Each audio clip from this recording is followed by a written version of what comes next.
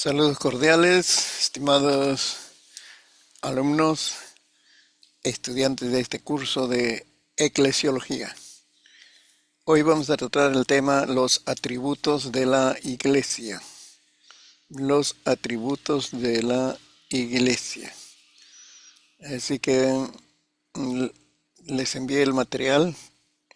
Con eso pueden acompañarnos en este tiempo que vamos a estar exponiendo este tema. Y es así. En la introducción tenemos, a través de los atributos se comprende la naturaleza esencial de la Iglesia, de manera que si falta uno de estos elementos, no es Iglesia. ¿Qué es lo que hace que la Iglesia sea Iglesia? Entonces es sus atributos, esa es su naturaleza, ¿no? Como ilustración podemos decir, puede existir un plato de tallarín sin fideos, así. Puede existir un ceviche de pescado sin pescado. Así no puede existir la Iglesia si le faltan estos elementos, que son propios de su naturaleza. Entonces, ¿cuáles son los elementos indispensables para que sea Iglesia? Vamos viendo. Primero es la santidad. 1 Corintios 6, 9 al 11. Lo que encontramos ahí es la descripción de la santidad, ¿no?, de la Iglesia. Una de las cosas importantes que el apóstol Pablo escribe acerca de la Iglesia es este tema sobre la santidad. Dice de esta manera, 9 al 11. ¿No sabéis que los injustos no heredarán el reino de Dios? No erréis, ni los fornicarios, ni los idólatras, ni los adúlteros, ni los afeminados, ni los que se echan con varones, ni los ladrones, ni los ávaros, ni los borrachos, ni los maldicientes, ni los estafadores heredarán el reino de Dios. Y esto erais algunos. Esa es la vida pasada, está describiendo. Mas ya habéis sido lavados, ya habéis sido santificados, ya habéis sido justificados en el nombre del Señor Jesús y por el Espíritu de nuestro Dios. Pasaje clave que estamos leyendo sobre la santidad de la Iglesia, ¿no? Pero encontramos algunos expositores también que hablan de la Iglesia. De modo entonces que Berkon desarrolla este tema y dice que presenta el concepto católico romano sobre santidad y luego el concepto protestante. ¿A dónde está enfocado la santidad? En el concepto católico romano sobre la santidad se refiere principalmente a su carácter externo, o sea, en las cosas que hace. No se trata de la santidad interior de los miembros de la Iglesia, por medio de la obra santificante del Espíritu Santo, sino de la santidad ceremonial externa, que se coloca en primer lugar. ¿A dónde va el énfasis? Hacia las cosas que se hace, no a los que se viven o lo que ha sucedido interiormente.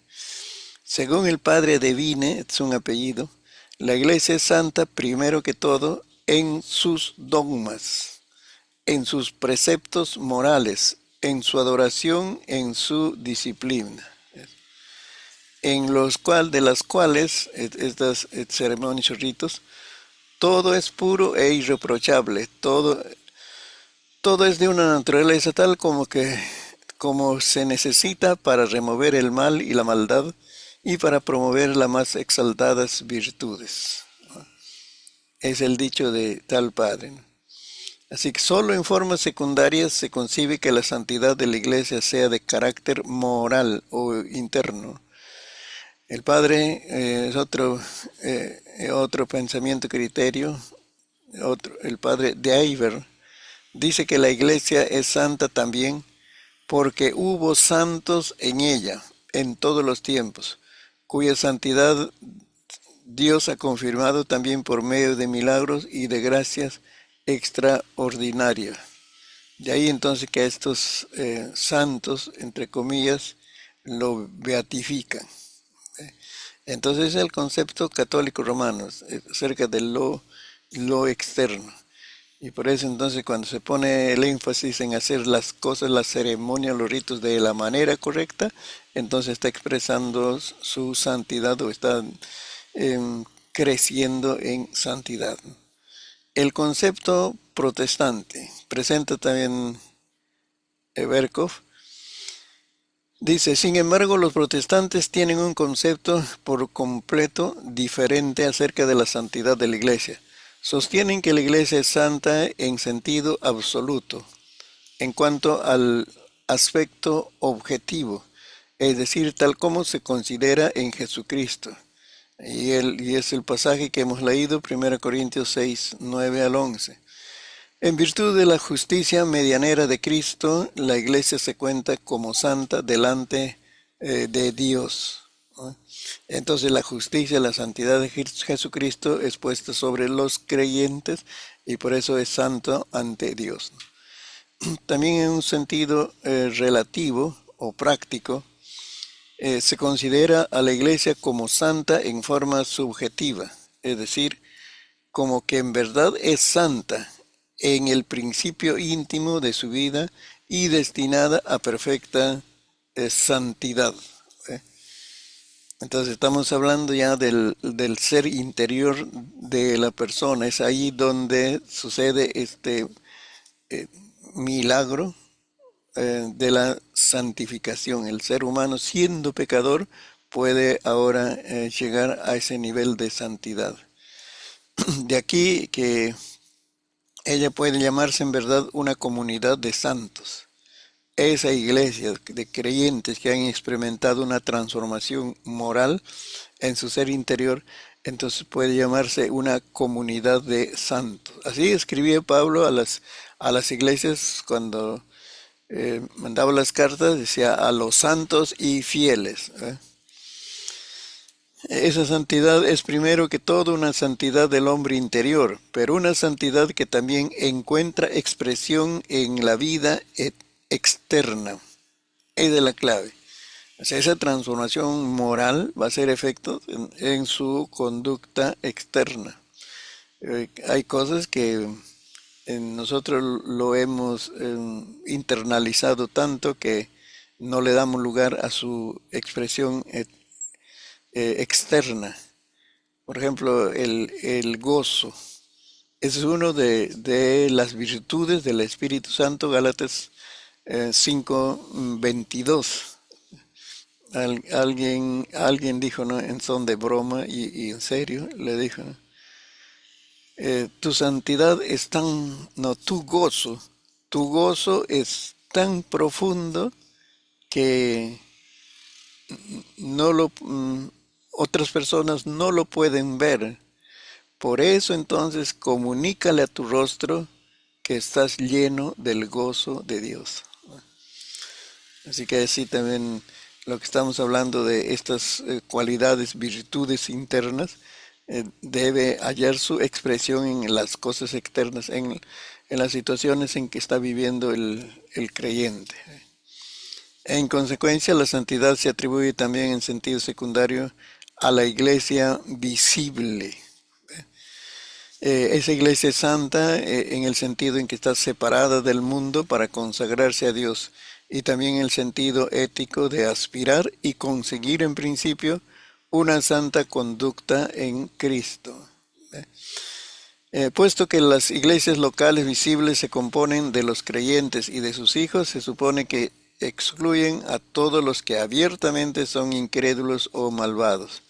Pablo no duda de dirigirse a las iglesias considerándoles como integradas por santos. Eso es uno de los nombres que se le da a los creyentes, ¿no?, que han experimentado esta transformación moral y participan ahora de una iglesia local. O sea, no tenían ningún reparo en llamarles santo. Pues sí, nosotros decimos el hermano, así, ¿no? O de repente decimos, ¿no? Por su título, pastor, diácono, nos va a guiar en la oración. Pero ellos podrían decir en el orden de su programa con tranquilidad, y ahora nos va a dirigir la oración el santo Esteban, nuestro hermano a quien apreciamos muchísimo. Porque la santidad era una cosa que si vivía continuamente, esto se expresaba. No era ocasional, no era accidental, sino que era una vivencia continua. Así que es una cualidad muy importante en la iglesia. Lo segundo que encontramos es la unidad. Efesios 4, 3 al 6. Efesios 4, 3 al 6, donde nos va a presentar los elementos unificadores que se llaman. Nosotros tenemos razón de vivir, de poder vivir en unidad, porque tenemos ahí los elementos unificadores. Efesios 4, 3 al 6. Nos dice: solícitos en guardar la unidad del Espíritu en el vínculo de la paz. Ahí va, un cuerpo, un espíritu, como fuisteis también llamados en una misma esperanza de vuestra vocación. Un Señor, una fe, un bautismo. Un Dios y Padre de todos, el cual es sobre todos y por todos y en todos. Ahí lo que encontramos es el texto para hablar de la unidad, ¿no? También aquí Berco va a presentar dos conceptos contrastes, ¿no? El concepto católico romano y el concepto protestante. El concepto católico romano, ordinariamente los católicos romanos reconocen nada más la iglesia como la iglesia considerada en su organización jerárquica, ahí con los diversos niveles de gobierno, de administración y también de grados religiosos, ¿no? La unidad de esta iglesia se manifiesta en su organización mundial imponente, que aspira a incluir la iglesia de todas las naciones. Su centro verdadero no se encuentra en los creyentes, ojo eso, sino en la jerarquía con sus círculos concéntricos, ¿ve? ¿Dónde está enfocada entonces la santidad? Dice, en aquella jerarquía que hay, ¿no?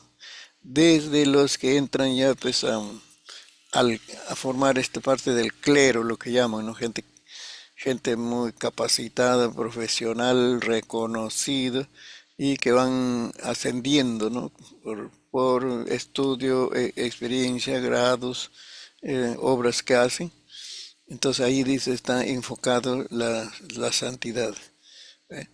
Primero que todo está el amplio círculo abajo, si pensamos en una pirámide, entonces en la parte más baja estaría el círculo del bajo clero, dice. O sea, los que de repente tienen pocos grados académicos o poca experiencia también en el servicio, ¿no? A su iglesia. Luego están los sacerdotes y otros funcionarios inferiores. Luego está un círculo más pequeño constituido por obispos. Ese grado se le da, ¿no? Ese título, obispos. Enseguida uno todavía más estrecho constituido por los arzobispos. Recuerde, ¿ve? Entonces imagínate ahí en esa pirámide, vamos subiendo y va reduciéndose el espacio. Y por último el círculo más estrecho formado por los cardenales. Dentro de los cardenales es lo que sale el Papa, ¿no?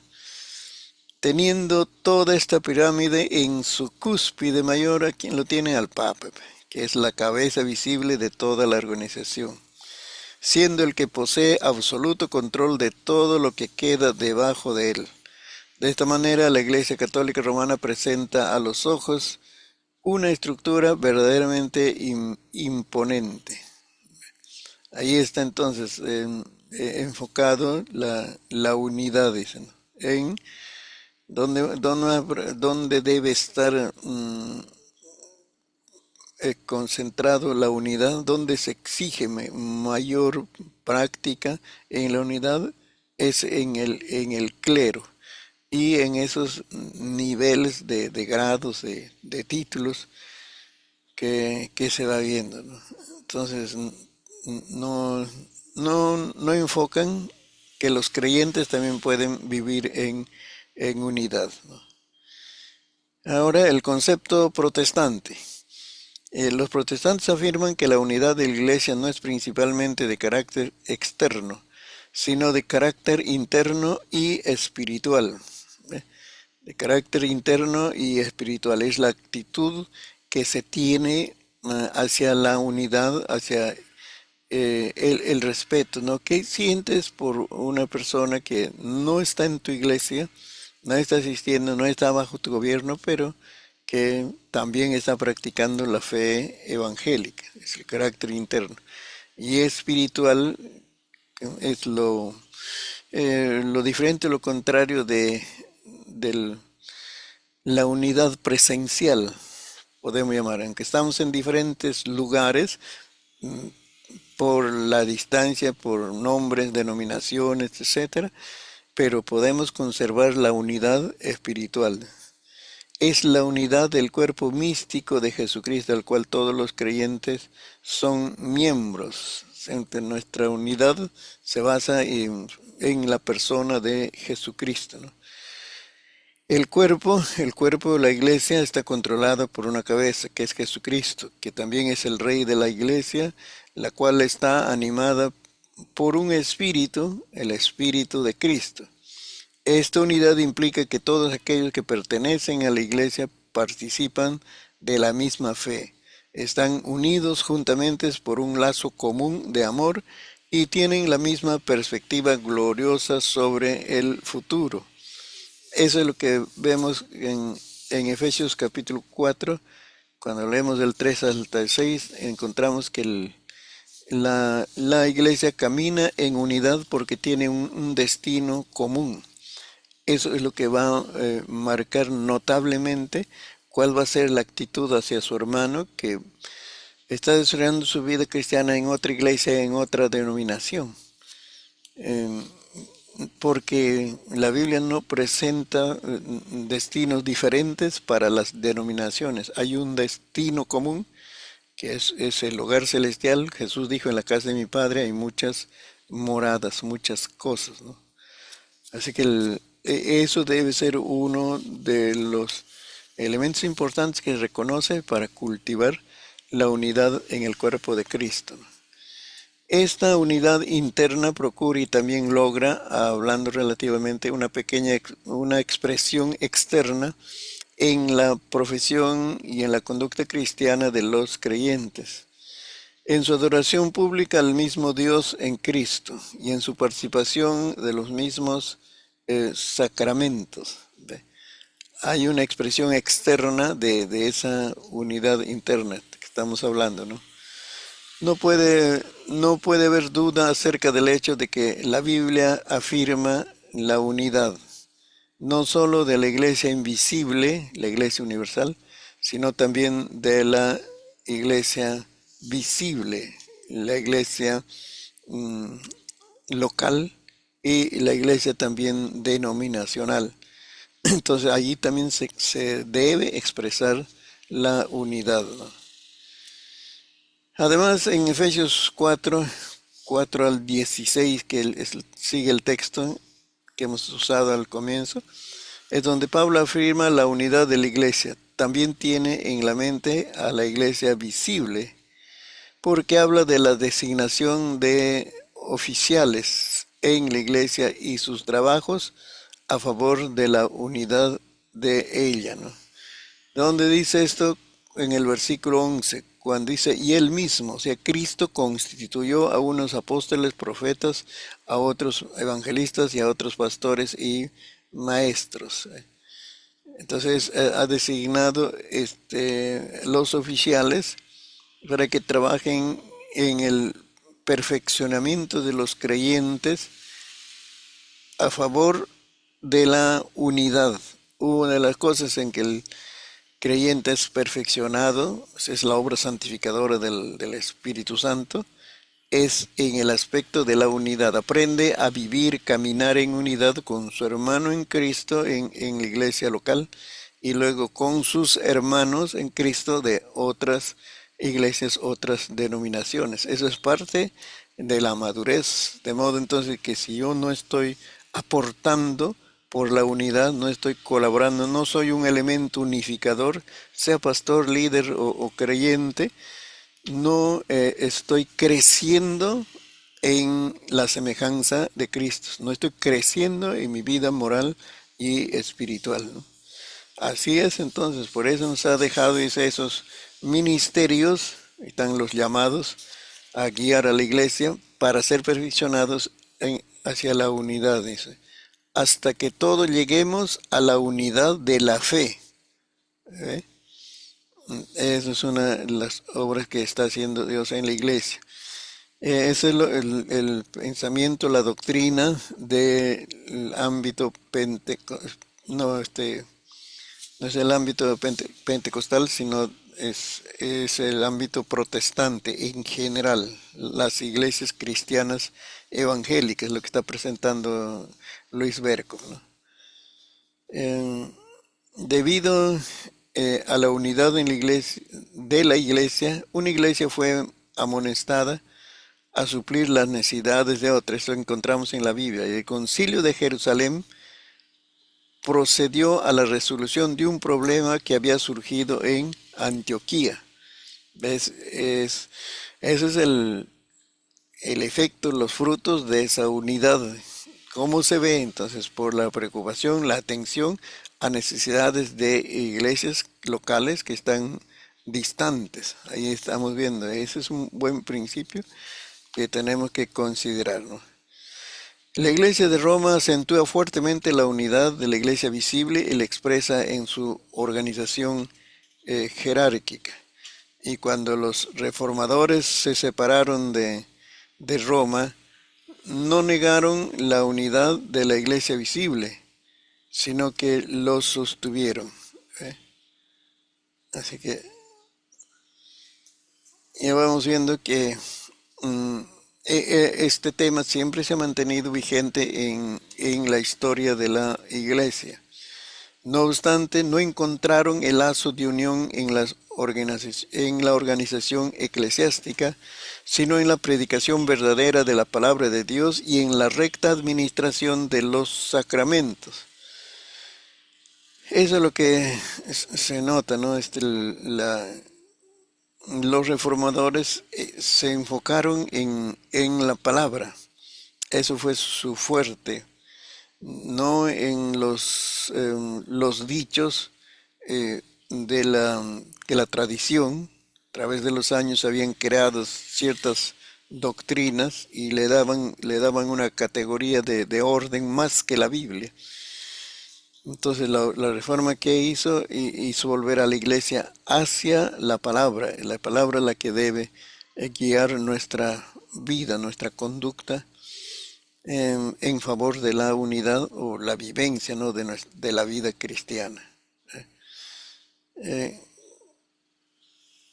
Creemos y profesamos una iglesia católica o universal en ese sentido, la cual es una santa congregación de verdaderos creyentes que todos esperan su salvación en Jesucristo, siendo lavados mediante su sangre, santificados y sellados por el Espíritu Santo, ¿no? Las señales por las que la iglesia verdadera se conoce son estas. Si la doctrina pura del Evangelio se predica en ella, si mantiene la administración pura de los sacramentos tal como fueron instituidos por Cristo, y si la disciplina eclesiástica se ejercita en el castigo del pecado. En resumen, si todas esas cosas se manejan de acuerdo con la pura palabra de Dios, todas las cosas contrarias, por lo tanto, quedan rechazadas y Jesucristo reconocido como la misma cabeza de la iglesia. Entonces, que estamos hablando que esa unidad también nos va a llevar a ejercer, ¿no? con, con apego a la Biblia las cosas externas, que son los sacramentos, eh, nosotros decimos las ordenanzas, ¿no? Y el desarrollo de esa iglesia visible, porque hace diversas actividades, ¿no? Actividades, claro, en pro de la vida espiritual.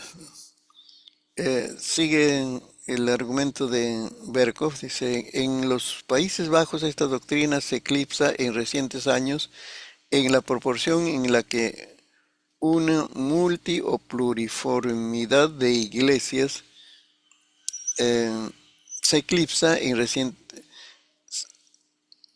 de iglesias se acentuó atendiendo a los hechos históricos y a las condiciones existentes.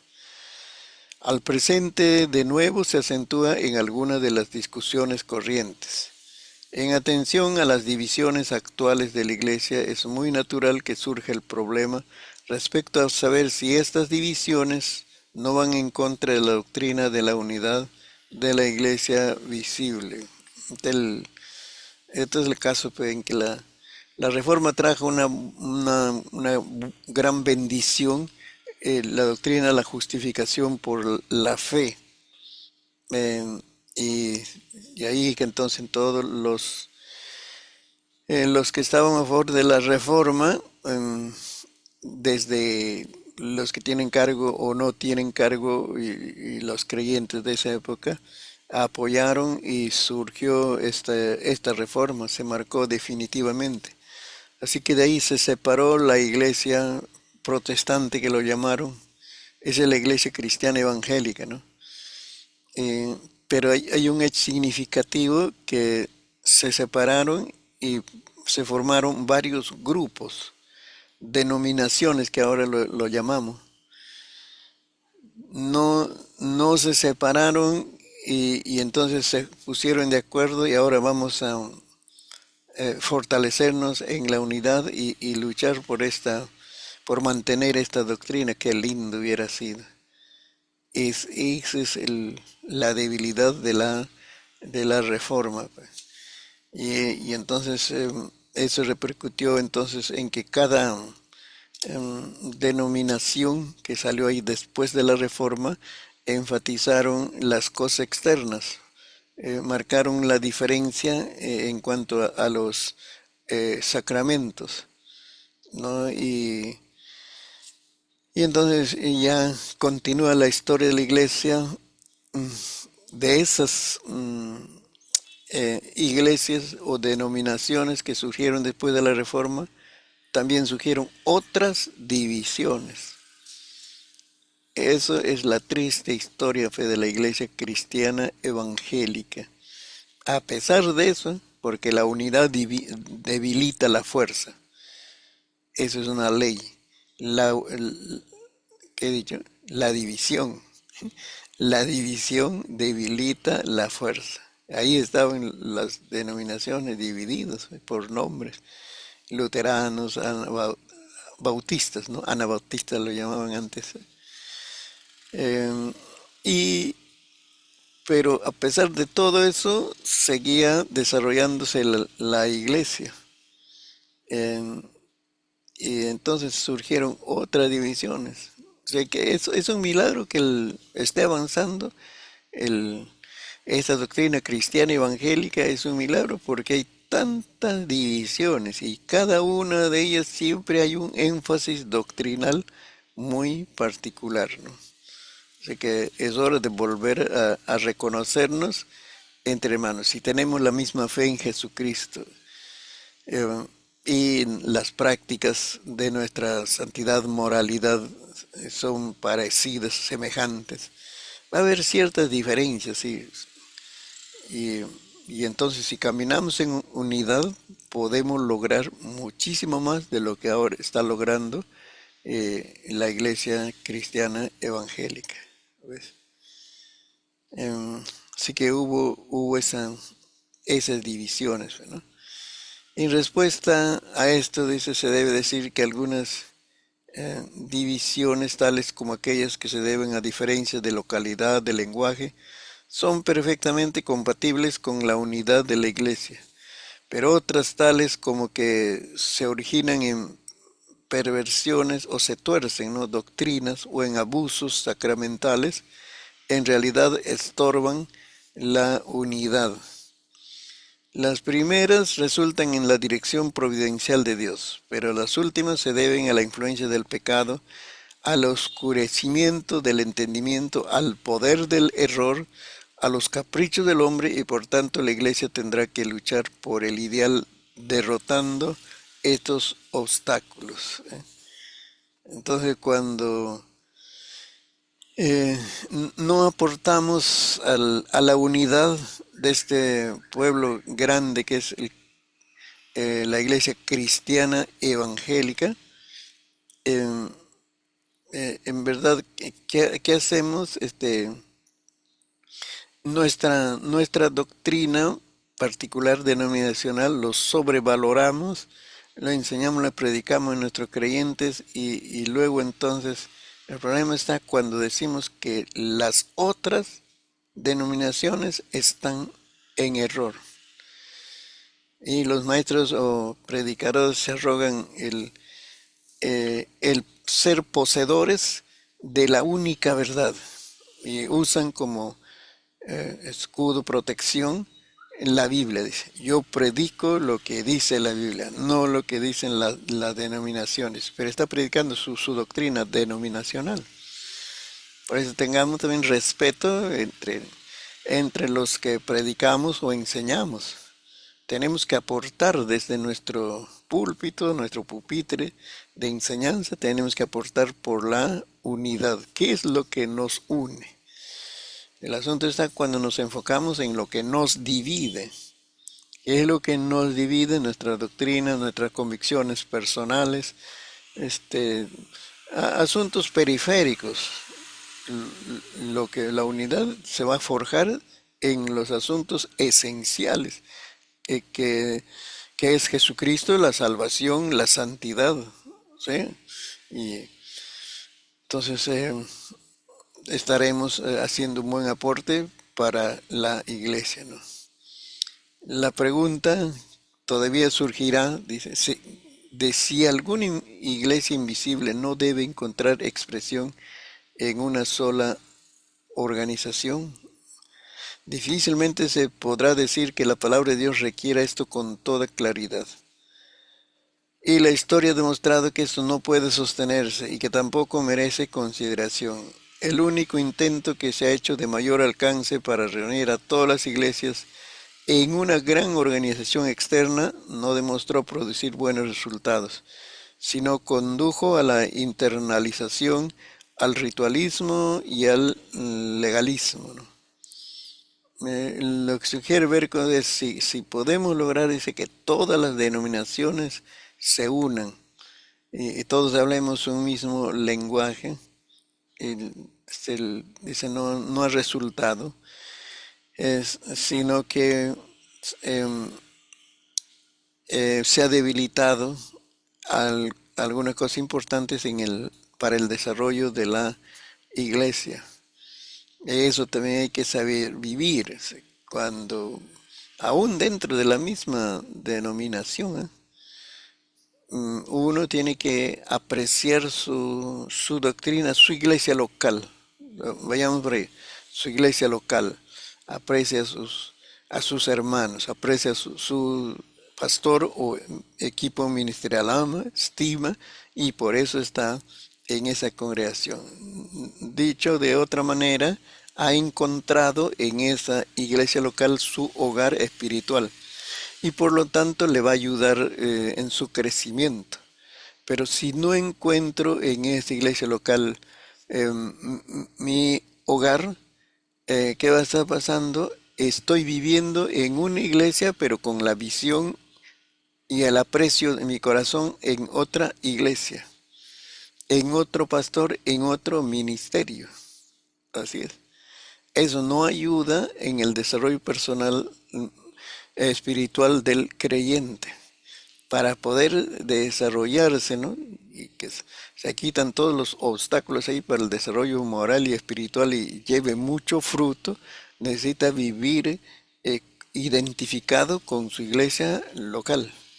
Amar, apreciar a su iglesia local, entonces fortalece la unidad así en su iglesia local y luego también respeta lo que otros están haciendo. Ahí está en su lenguaje de prédica, de enseñanza, de diálogo. También respeta, aprecia lo que está haciendo otros, otras congregaciones. Pero soy responsable de cultivar la unidad en mi congregación local, como creyente o como pastor. Y por eso amo y aprecio a lo que en el hogar donde estoy viviendo. En educación, ¿cómo se dice eso? Se dice entre el maestro y el alumno, en cualquier dirección, o entre el alumno y el maestro, debe haber una conexión emocional para que ese alumno aprenda, asimile los contenidos. Y si no hay esa conexión emocional, entonces va a sufrir el alumno. Y el maestro también va a tratar de enseñarlo, de transmitir esos contenidos, ¿no? Pero va a ser el trabajo más dificultoso porque no hay una conexión emocional. Entonces, cómo usted escucha la enseñanza, la predicación de una persona que usted aprecia, usted estima, lo valora? ¿Cómo usted escucha? No es con atención, con deseo, y aprende y toma notas, ¿no? Y comparte con otras. Y dicen, mi pastor me ha enseñado, este me ha sido útil, ¿eh? Porque usted no solo aprecia el contenido, la lección, sino aprecia quién lo dijo, quién le transmitió. Eso es importante en el ambiente educacional hablando. Entonces aquí en el ambiente de la iglesia también así. Es difícil que se pueda unir todas las denominaciones en una organización. Huele a ecumenismo. Pero tenemos que aprender a vivir en unidad, apreciando nuestro hogar espiritual y respetando lo que están haciendo otras iglesias y otras denominaciones. Ese es el tema, es la clave, ¿eh? Así que ante esta pregunta, ¿no? Se puede unir en una sola organización, dice, ¿no? Lo que es la iglesia invisible, pero que está en diferentes denominaciones. Difícilmente se podría decir que la palabra de Dios requiera esto con toda claridad. O sea, así como también la iglesia invisible, el cuerpo de Cristo, está en diferentes lugares por situaciones geográficas. Por ejemplo, es difícil hacer un culto aquí en Perú con todos los creyentes de las 23 regiones, la unidad física. Es difícil o imposible, también diríamos, pero podemos estar unidos en la fe. Estamos distantes por la situación geográfica. Ahora también eso se puede aplicar a las diferencias denominacionales. Cada uno estamos en nuestra casa, en nuestro hogar espiritual, pero aportamos por la unidad del cuerpo de Cristo. Y podemos hacer alguna actividad en el año, en los 6 meses, que demuestre nuestra unidad en nuestra ciudad, en nuestro pueblito. Testimonio maravilloso sería, ¿eh? De eso es lo que nos está hablando Berkos, nos lleva a reflexionar, ¿no? Dice, además, la multiformidad de iglesias tan característica del protestantismo, hasta donde resulta de la dirección providencial de Dios y de un proceder legítimo, surgió de la manera más natural y está en completa armonía con la ley de la diferenciación, según la cual un organismo en su desarrollo evoluciona de lo homogéneo a lo heterogéneo. Se también dice facilita, ayuda.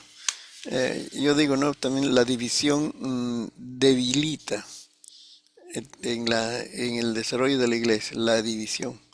Pero Berco dice, no, por ejemplo, las células tienen que dividirse en nuestro cuerpo para poder expresar este cuerpito que tenemos, ha sido de la división de las células, ¿no? En los primeros años, dice, la criatura crea en el cuerpo de la criatura, él no, pues, sino en el cuerpo de la criatura se crean nuevas células, ya, 8.000 millones de células, algo así. Y luego ya en los siguientes años, ¿qué hace? Esas células solamente crecen y esa es tu estatura. Entonces también dice eso, según Luis Berco, ¿no? También eso es necesario, eh, la división para poder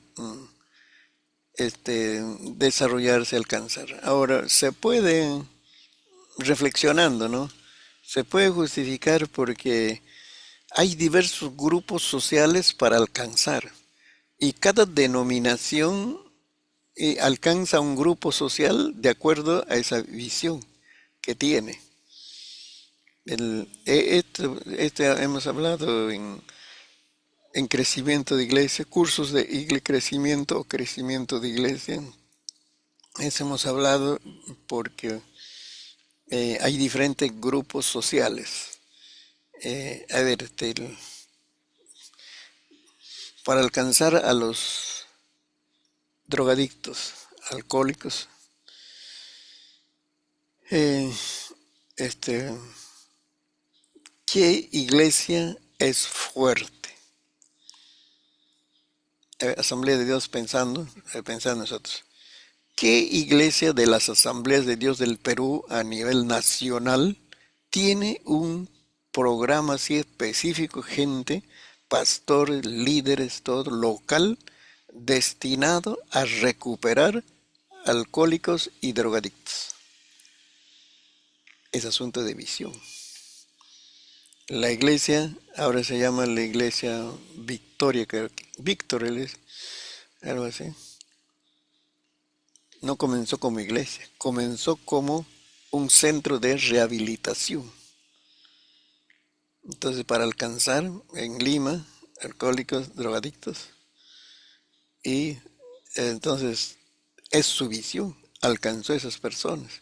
Y luego se convirtieron los familiares de esos que sí restaurados, se convirtieron.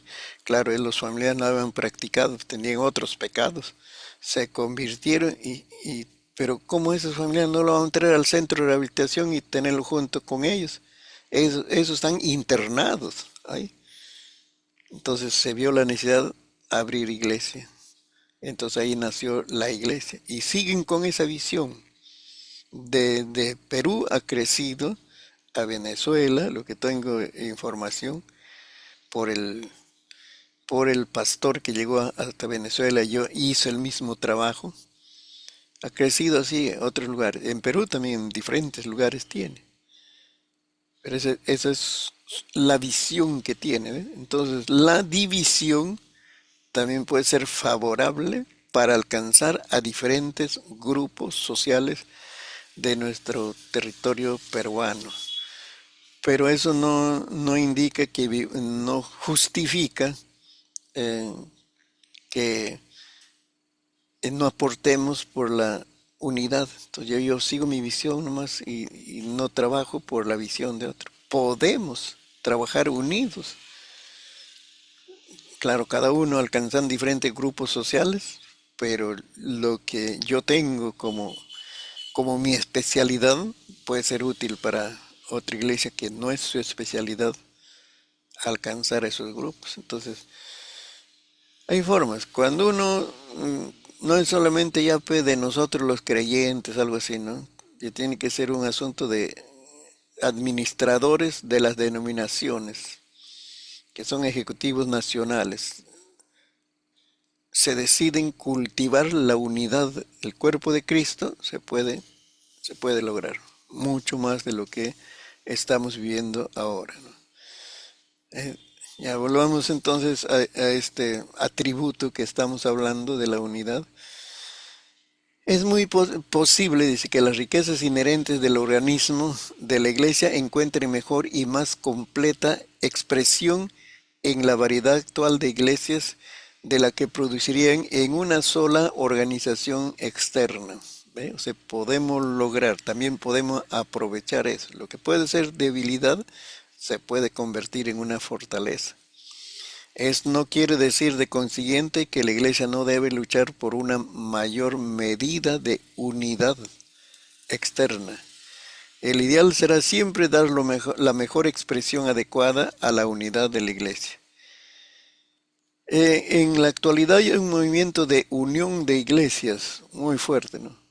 Pero este movimiento, hasta donde se ha desarrollado en nuestro día, aunque indudablemente nace de motivos dignos de alabanza de parte de algunos, todavía es de mucho dudoso valor, que a veces solo se piensa en la unidad externa, ¿no? O de repente en la unidad en asuntos representativos, puede ser algo, pero que no está afectando a la esencia de la iglesia, pues.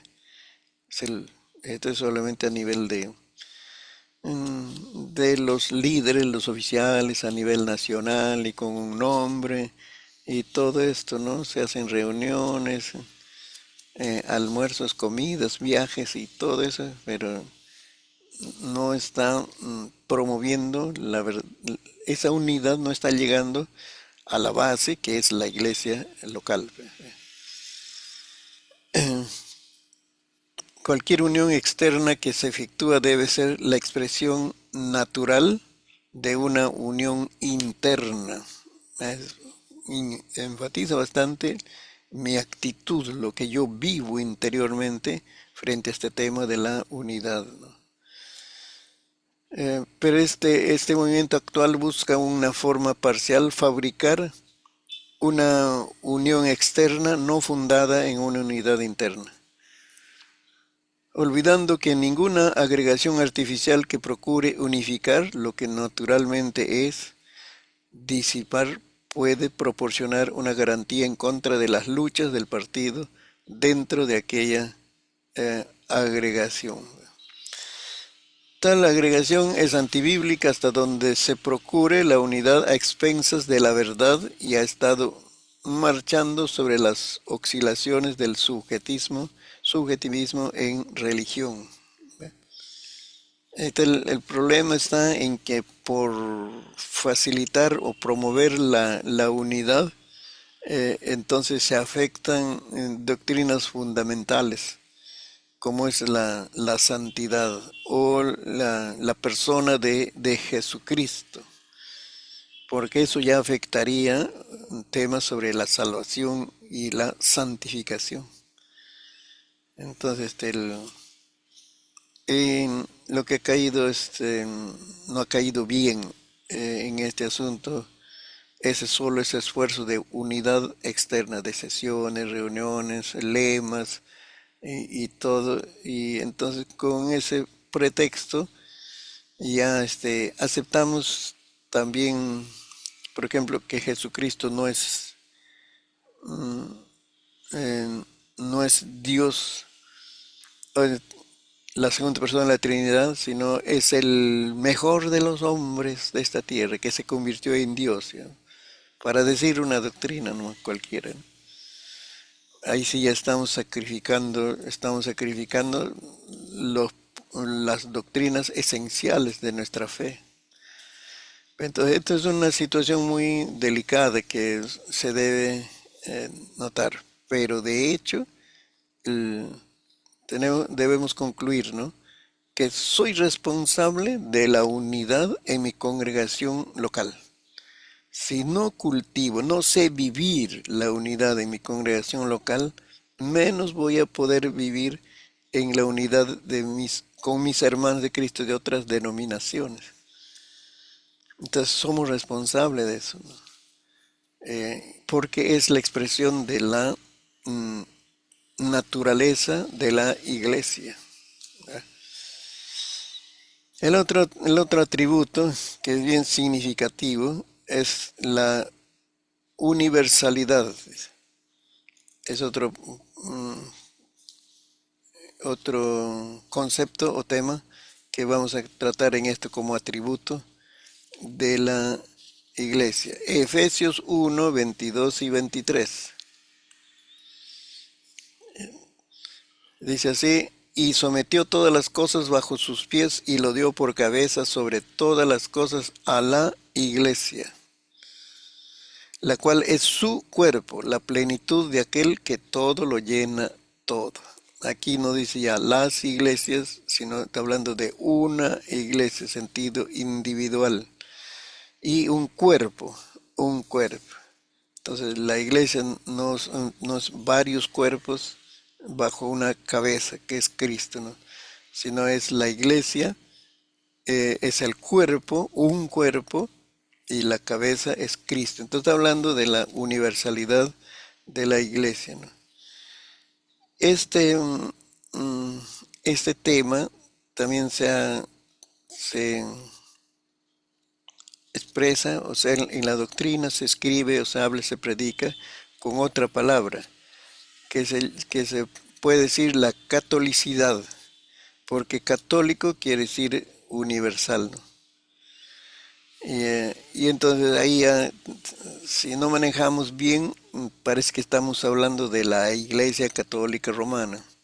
No, este, de eso no estamos hablando, sino por eso es que la división se llama la universalidad, porque podría ponerlo la catolicidad, ¿no? Catolicidad de la Iglesia. Y como ya pues la Iglesia Católica Romana ya se ha apropiado el significado de ese nombre, católica, nos hace difícil a veces distinguirlo, ¿no? Un pastor decía, yo también soy católico. Y los hermanos se preocupaban, ¿no? Pero hermanos, ¿saben por qué estoy diciendo? Porque la iglesia es una iglesia universal. Yo pertenezco a esa iglesia universal que está en todos los lugares. Y entonces por eso soy católico. No es que soy católico de la iglesia católica romana, sino en este sentido, ¿no? De la iglesia espiritual que está en todos los lugares, la iglesia de todos los tiempos, ¿eh? Entonces, eso es lo que hay que aprender, comprender que está refiriéndose al cuerpo de Cristo, ¿no? Que también presentamos que en el concepto católico romano solo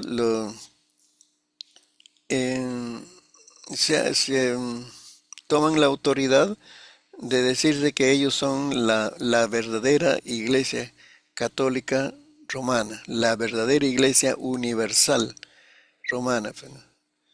Eh, porque está en todos los lugares, ha afectado a todos está en relación con la mayoría de los gobiernos, porque ahora el islamismo se está tomando, ha tomado muchos países donde la religión oficial es el islamismo, entonces ahí no entra catolicismo. Aquí en Perú todavía dice así, libertad de culto, todo eso, pero el que está en convenio con el Estado peruano, cualquier partido que esté en el gobierno, ya hay un convenio que no se puede destruir ese convenio con la iglesia romana y que tiene la primacía, la iglesia romana, más que la iglesia evangélica. La iglesia puede crecer, hacer sus obras, todo en esta tierra, tenemos libertad de culto, pero nosotros no recibimos los beneficios, las ayudas de ciertas económicas, ciertas leyes, facilidades de traer recursos del extranjero, porque nosotros como iglesia católica, evangélica, tenemos el lugar secundario.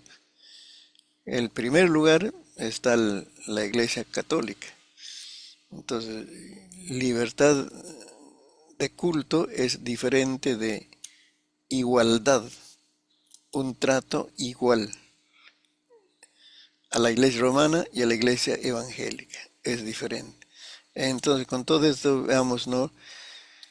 La Iglesia romana siempre se ha tomado ese derecho de llamarse, ¿no?, la Iglesia universal, ¿no?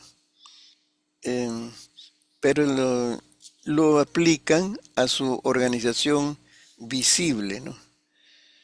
Eh, porque pretenden este derecho porque como la única iglesia verdaderamente católica, porque está esparcida sobre toda la tierra y se adapta a todos los países. En todas las culturas está esta iglesia romana, ¿no? Y a todas las formas de gobierno que hay en los diferentes países, ¿no? Y porque ha existido, dice, desde el principio y ha tenido siempre a los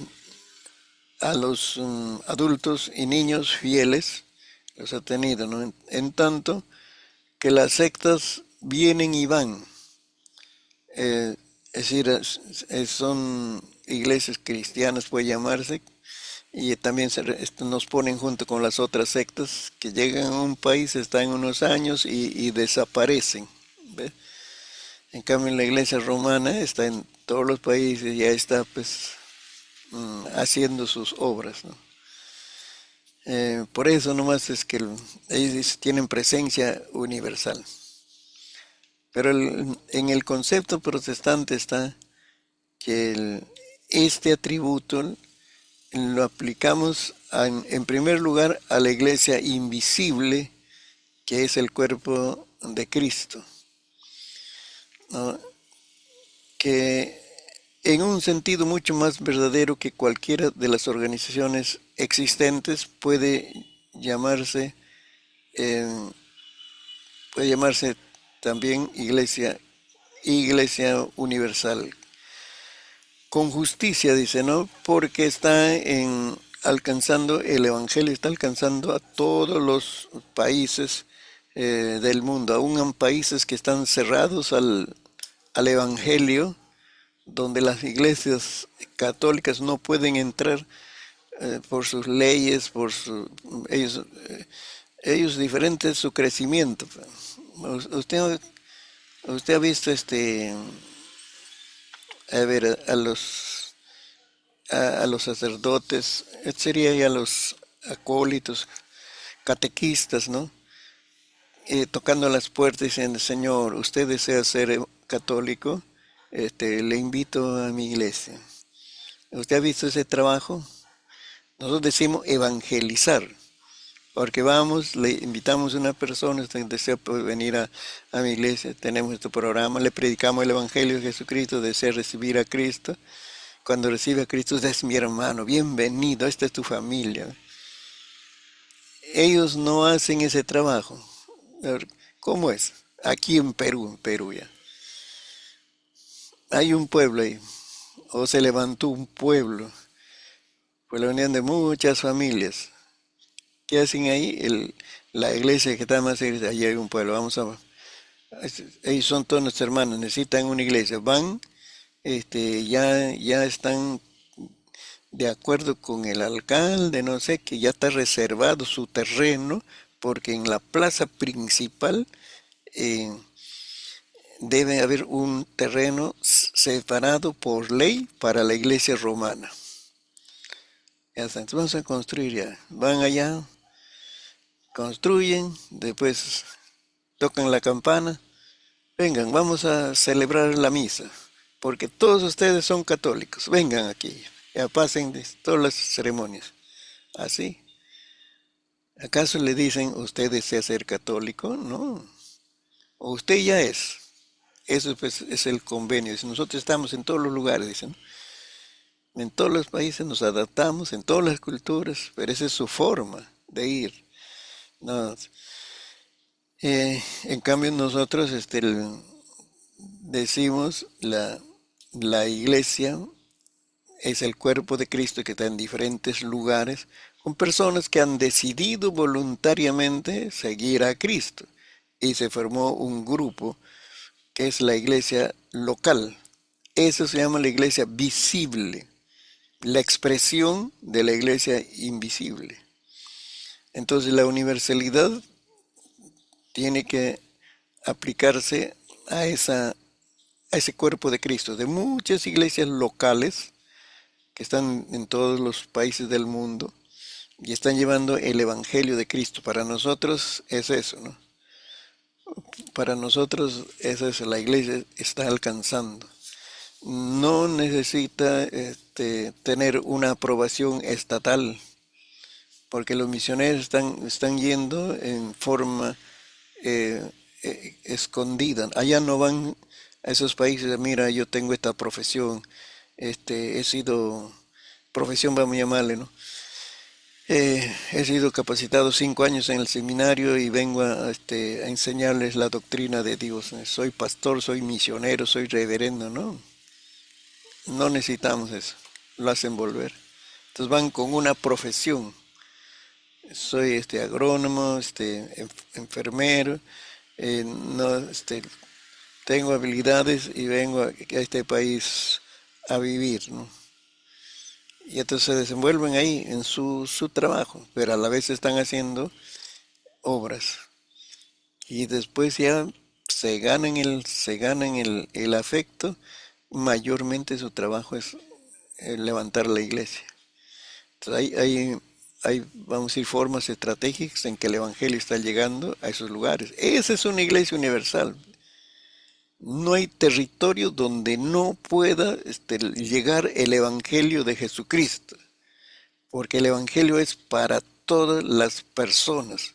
Los países pueden levantar sus cercos, leyes, todo eso. Hay una persecución fatal ahora en China y en Corea del Norte, pero ahí está el Evangelio de Jesucristo, está prosperando. Y en China está prosperando el Evangelio más que en los países libres, donde hay libertad de culto. Esa es una iglesia eh, universal, que está en todos los lugares, está bajo los diversos gobiernos que están usando los seres humanos, ¿no? De derecha, de izquierda, que se llame, ¿no? Hasta ahora.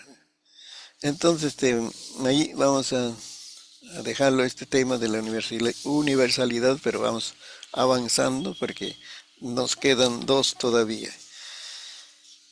Eh, Aquí ahora está, vamos a hablar de la sobrenaturalidad. Efesios 1, mira, en Efesios está bastante bases bíblicas sobre la iglesia. Efesios 1, 18 y 19.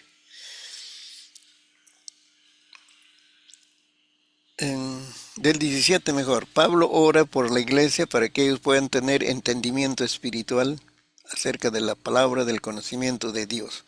Dice 17, para que el Dios de nuestro Señor Jesucristo, el Padre de gloria, os dé espíritu de sabiduría y de revelación en el conocimiento de Él. ¿De quién? De Dios. Para que conozcan, dice, pero ese espíritu de sabiduría y revelación es obra del Espíritu Santo que nos da entendimiento espiritual, lucidez espiritual, que es diferente de lucidez mental, el conocimiento de la ciencia de este mundo, que es diferente. Y dice, con ese entendimiento espiritual, dice, ahora, ¿qué va a pasar? Dice, se va a alumbrar los ojos de vuestro entendimiento, para que sepáis, eso es comprender, vamos a comprender cuál es la esperanza a que Él os ha llamado y cuáles las riquezas de la gloria de su herencia en los santos. Y ahí va el 19. Y cuál la supereminente grandeza de su poder para con nosotros los que creemos según la operación del poder de su fuerza. Ahí está hablando entonces, la iglesia tiene este atributo de la sobrenaturalidad. ¿Por qué? De entrada nomás, no está en el texto bíblico, pero dice porque por fe vivimos, no por vista, no por vista eso, por fe andamos. La vida cristiana se vive por fe. Entonces, la iglesia camina en esta tierra por fe. Y si estás ejerciendo fe es porque esto no se puede realizar solo con capacidades humanas. con recursos humanos. Esto se va a realizar solo por la intervención de Dios. Eso es fe. Porque cuando usted puede hacerlo, no moleste el tiempo de Dios, la atención de Dios, porque usted puede hacerlo. Puede encomendarlo, sí, sí, Señor. Por ejemplo, una madre es especialista en la cocina. Entonces, no va a decir, Señor, enséñame a cocinar este locrito con zapalla. Usted sabe hacerlo, hazlo. Pero si te encomienda, Señor, te encomiendo todas mis actividades, que sea de bendición lo que yo hago en esta tierra. Es diferente.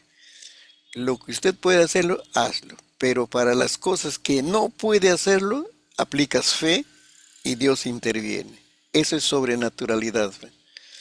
Entonces, nosotros no podemos vivir la vida cristiana con santidad por nuestras fuerzas humanas.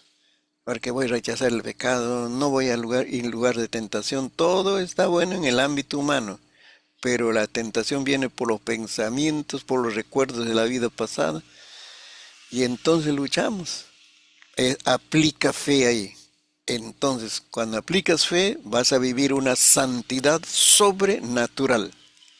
Eh, ¿Me dejo entender? Con eso entonces vamos a comprender el atributo de la iglesia, la sobrenaturalidad. ¿Qué es sobrenatural? Es un término que procede del vocablo latino supernaturalis.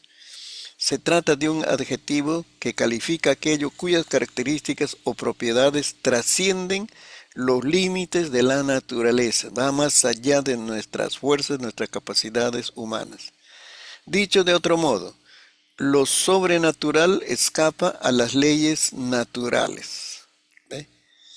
Por ejemplo, un ser humano puede caminar, correr, saltar. Eso puede serlo, no necesitas fe ahí.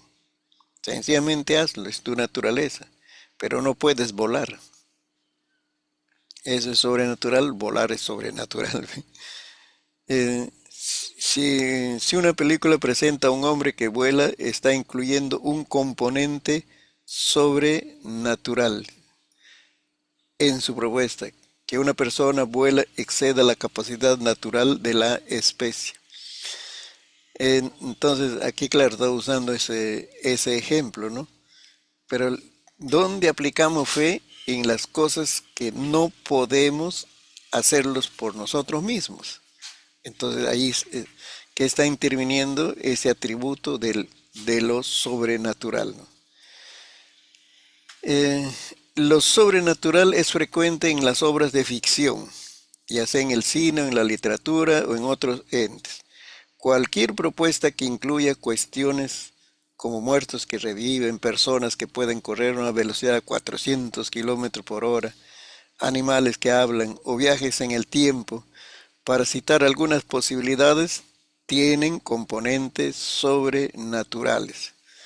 Por eso entonces aquí en Efesios que nos presenta que Dios nos da, dice, ese entendimiento espiritual para comprender el versículo 19, la supereminente grandeza de su poder. Eso no vamos a entender con la intelectualidad humana, con los grados y títulos de esta tierra, no. Es una obra del Espíritu Santo. Por eso es que se necesita fe. Fe para entender el poder de Dios. Ahí aplicas ya, vamos a decir, que entras en lo sobrenatural, ¿no? Así que, ¿qué dice? Los cristianos piensan en el poder de Dios solo en lo relativo a proveer, puede decir, salud física, posesiones materiales, cosas terrenales. Pero el poder de Dios va más allá de esas cosas pasajeras, porque va a decir los siguientes versículos, léalo, los siguientes versículos, que ese poder de Dios, pero que está acompañado de dos palabras, supereminente grandeza.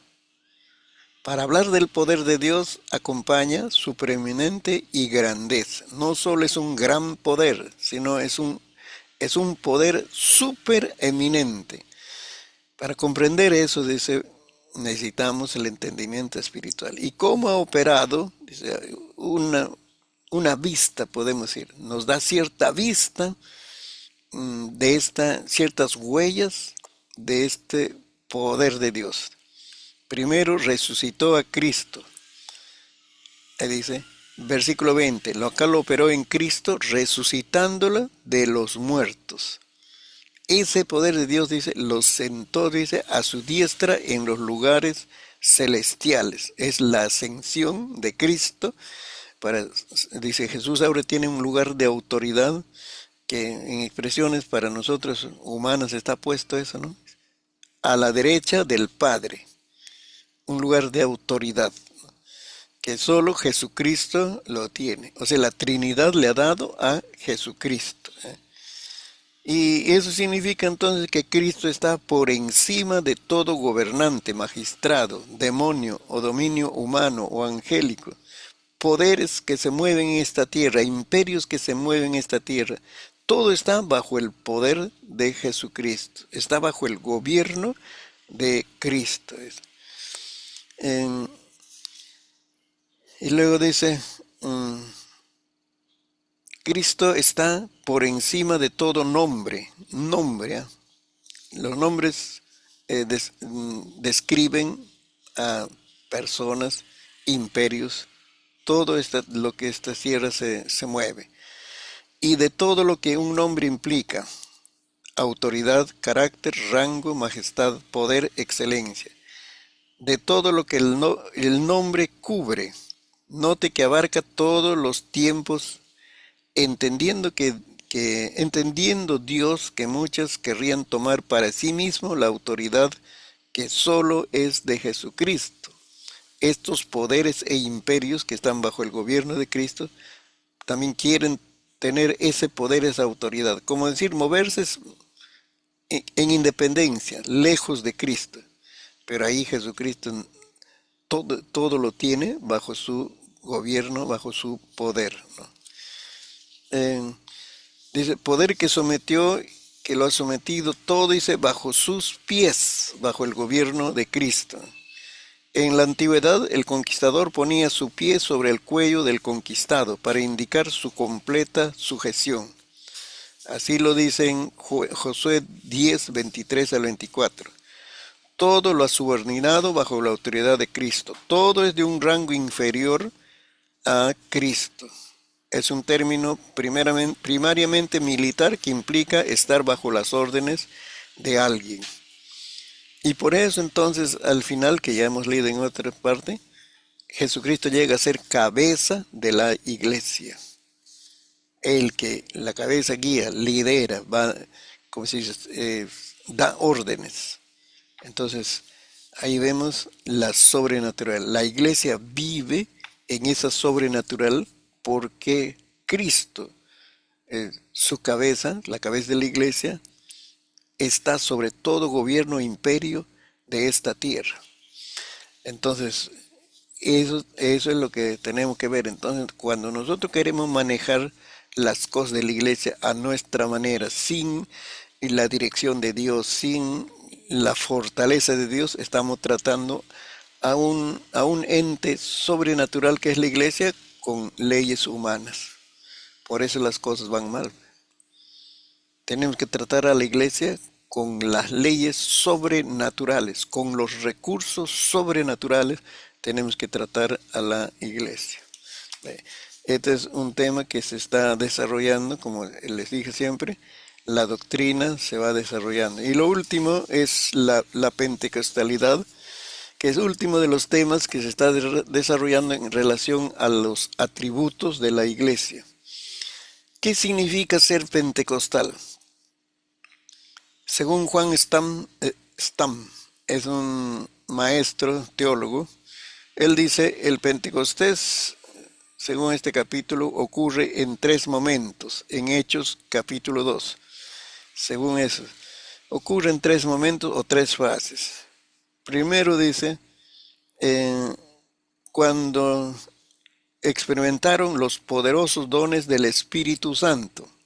Hechos 2, 1 al 13, que se ve ahí, fueron llenos del Espíritu Santo, hablaban en nuevas lenguas, La gente entendió eso y las otras personas se asombraron de estas manifestaciones. Eso es sobrenatural. Luego dice, en el segundo momento es que cuando se proclamó el Evangelio de Jesucristo con un mensaje contenido bíblico, contenido verdadero. Esto no son un mensaje emocionalista apelando a la autosuperación, ¿no? Un mensaje fundamental. Resultado, se convirtieron 3.000 almas. No es que van a decir ahora tengo ya recursos para triunfar, no. Antes era pecador, ahora soy salvo. Es el resultado de la predicación bíblica. En tercer lugar, lo vemos cuando ahora empiezan a vivir en una comunidad transformada por el poder de Dios, ¿no? Y viven intensamente esa comunión. De Hechos 2, 40, de Hechos 2, 42 al 47, ahí vemos que es un afecto, una cercanía tan profunda que tienen los creyentes. Y eran de judíos, claro, naturalmente, pero de diversas clases sociales. También ser pentecostal es otro maestro que dice, significa vivir en la presencia y poder del Espíritu Santo. Nos ayuda a estar conscientes de la presencia de Jesús. Pentecostés también nos ayuda a comprender el valor de la iglesia en la cultura de hoy. La gente puede pensar que a veces que no necesita de la iglesia. Sin embargo, Pentecostés es un vívido recordatorio de la verdad de que la iglesia es primordial en la obra de Dios en el mundo. Un pueblo, cuando tiene una iglesia verdadera, pues, ¿no? Se mueve el poder del Espíritu, esa ciudad, ese pueblo es bendecida. Así, hay ambiente espiritual, aún para las familias que no están yendo a la iglesia, hay bendiciones. Dios bendice ese lugar por causa de sus hijos que están ahí en ese lugar, ¿no? Así que la pentecostalidad es la relación de la iglesia con el Espíritu Santo. Esta relación incluye sus diversas obras y manifestaciones en la vida del creyente. ¿Cuál es la relación entonces de la iglesia con el Espíritu Santo? La iglesia tiene al Señor Espíritu Santo como el agente operativo de la Trinidad Divina. Ellos reconocen y por eso entonces en esa relación la iglesia procura no contristar al Espíritu Santo, porque Él es el mensajero, entre comillas. Es muy débil esa palabra para semejante obra que hace el Espíritu Santo. Él es el mensajero que trae las bendiciones de Dios a nuestras necesidades particulares hasta nuestros imposibles. Es el Espíritu Santo quien trae esa bendición. Es el agente operativo. Lo que Dios quiere hacer con nosotros lo va a hacer por medio del Espíritu Santo. Las obras que la Trinidad Divina desea realizar en la iglesia lo va a ejecutar por medio del Espíritu Santo. Y por eso nos conviene estar en buenas relaciones con el Espíritu Santo. Recuerde esa palabra santo. Es santo en su naturaleza y santifica también ahí donde toca, donde está, donde vive, santifica. Entonces vamos a tener una relación fluida, abierta, de confianza, cuando de por medio está la santidad. Tercero, ¿cuál es el significado de ser lleno del Espíritu Santo? El significado más aceptado en el ambiente cristiano es ser gobernado por el Espíritu Santo. Es que el Espíritu empieza a gobernar nuestra vida, porque nosotros podemos gobernar, hay ciertas decisiones que tomamos, actitudes, reacciones que realizamos, podemos gobernar nuestra vida. Fuimos creados con libre albedrío. pero reconociendo nuestros errores, limitaciones humanas, nos sometemos al gobierno del Espíritu Santo y Él entonces puede gobernar nuestra vida. Estamos atentos a sus indicaciones, orientaciones y hacemos las cosas según la orientación del Espíritu Santo. Eso es ser gobernado. No es que vamos a irte a amar las manos y ya no puedes hacer nada, sino te gobierna en libertad. Ese gobierno del Espíritu Santo sobre el creyente hace la diferencia entre el creyente carnal que es gobernado por su naturaleza pecaminosa, es creyente y todo, está en la iglesia, pero es gobernado por su naturaleza carnal, toma decisiones en su naturaleza carnal. Y el otro creyente, lleno del Espíritu Santo, que toma sus decisiones sometiendo todo ese asunto en Dios y recibe entonces la dirección de Dios, cómo va a hacer esa obra. Ahí está la diferencia. ¿Cuántas de las cosas habremos hecho impulsados solo por nuestra naturaleza humana, terrenal, pecaminosa? ¿Cuáles son las señales de una iglesia llena del Espíritu Santo? Esa es pentecostalidad. ¿Cuáles son las señales? Primero, los creyentes realizan las actividades diarias, ¿no?, para cultivar la vida espiritual de una manera responsable y ferviente. Aprende a cultivar su vida espiritual en casa, en familia, y por eso va al templo equipado, preparado para ayudar, para bendecir. No necesita subir al púlpito para ayudar a bendecir. Él es un creyente sencillo, pero está equipado por el Espíritu Santo, porque toda la semana ha cultivado su vida espiritual. En los cultos hay diversas manifestaciones de los dones espirituales. Luego, la mayoría de los creyentes están involucrados en el evangelismo. Es una iglesia llena del Espíritu Santo, tiene pasión por las almas. Hay un sincero amor por las personas que no conocen a Cristo y ahí están incluidos sus familiares. Entonces hacen su mejor esfuerzo para llevar el evangelio y que esas personas conozcan a Cristo, ¿no? Resultado, el crecimiento numérico de la iglesia es notable. Esa iglesia crece constantemente y no debe detenerse. Las nuevas generaciones que vienen deben seguir ese mismo ritmo de crecimiento y quizás mejorar todavía. En los creyentes hay una comprobada vida de santidad, porque por la obra del Espíritu Santo aprenden a respetar el nombre de Dios, a poner en alto el nombre de Cristo, por su forma de vivir, por su conducta. Entonces, esa es una vida de santidad comprobada, ¿no? La ciudad es impactada por la presencia de los creyentes y de la iglesia.